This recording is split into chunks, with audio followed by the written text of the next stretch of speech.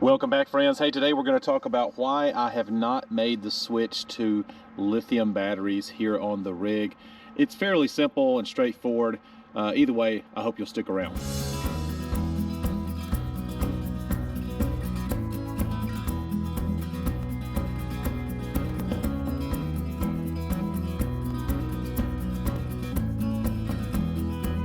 All right, friends, so there's tons of hype online, social media, YouTube, all of these really cool YouTubers making the switch to solar and lithium and all of that good stuff.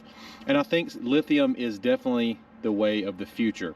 I don't think there's any doubt about that. It's lighter, you get more power out of them, they recharge quicker. There's just so many advantages to them, except one, and that is right now, cost. So we don't really boondock. And in this video is mainly for newbies. If you're an experienced RVer, you already know much of what I'm about to say, but we don't really boondock. And when I say we don't really boondock, we've never boondocked.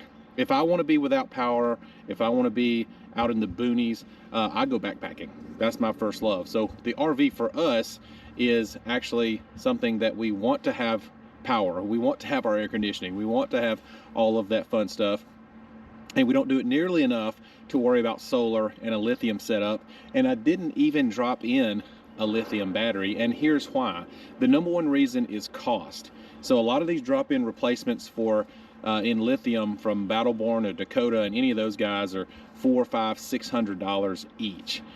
This one was 79 bucks, and the last one just like it lasted me 5 years. So you can do the math on that. A lot of folks will say, well, in the long scheme of big scheme of things, you're going to come out a lot cheaper with lithium.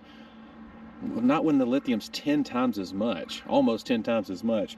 I can buy this one, last one lasted 5 years. That's 50 years of batteries for one lithium ion battery. So I just done make the switch. We're always hooked up to power, and that's the only reason I need this thing, is to just run the systems that it runs inside the rig while hooked up to power, the slide and stuff like that. So yeah, I just don't need a lithium battery, especially at that cost.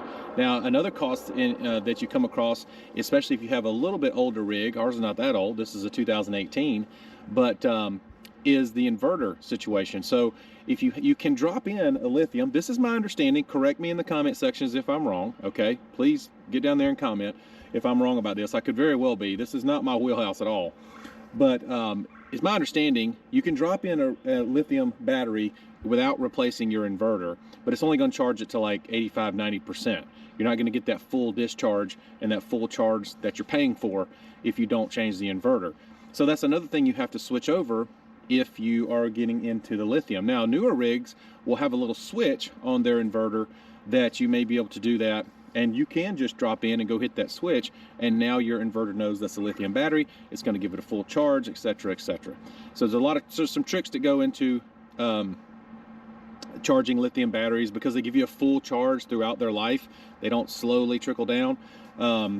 Sometimes it'll trick these other inverters to think they're fully charged, and they'll stop charging them. That's my understanding. Again, hop down in the comment section and correct me if I'm wrong.